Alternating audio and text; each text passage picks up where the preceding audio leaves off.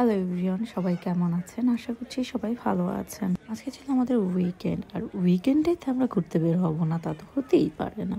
যাবো চিন্তা করতে করতে চট করে আমরা চলে গেলাম বাকিংহাম প্যালেসে। যদিও এটা আমার সেকেন্ড টাইম যাওয়া। আজকে দিনে যাওয়াটা স্পেশাল ছিল, কারণ আজকে আমি ফ্যামিলির সাথে গিয়েছিলাম। আজকে আমি আপনাদের বাকিংহাম প্যালেসটা ঘুরে দেখাবো। এই যে বাকিংহাম প্যালেসের গেটটি দেখা যাচ্ছে। এখানে ট্যুরিস্টদের অনেক বেশি ক্রাউড দেখা যায়। গেটটি সামনে থেকে দেখতে এত বেশি সুন্দর যে এখানে ছবি তোলার জন্য প্রায় লাইনে দাঁড়িয়ে থাকতে হয়। এই যে রয়্যাল প্যালেসটি দেখতে পাচ্ছেন, ছোট ছোট গেটগুলো দেখতে পাচ্ছেন, এখানে রয়্যাল গার্ডরা দাঁড়িয়ে থাকে।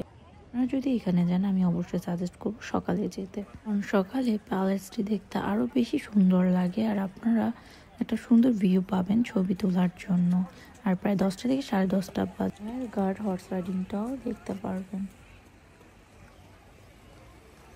এই যে আপনারা দেখতে পাচ্ছেন কুইন ভিক্টোরিয়া মনুমেন্টটি, এটি সামনে থেকে অসম্ভব রকমের সুন্দর। সামনের দিকে রয়েছে একটি ফাউন্টেন। মেমোরিয়ালের চারপাশে রয়েছে 4টি ব্রোঞ্জ স্ট্যাচু। এই মেমোরিয়ালের টপে দেখতে পাচ্ছেন গিল্ডেড উইন্ড ভিক্টোরি।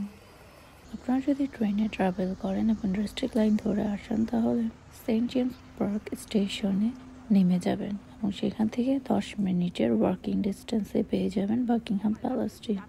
আমার ব্লগটি আজকে এই পর্যন্ত শেষ করছি, আবার দেখা হবে নেক্সট ব্লগে। আল্লাহ হাফেজ।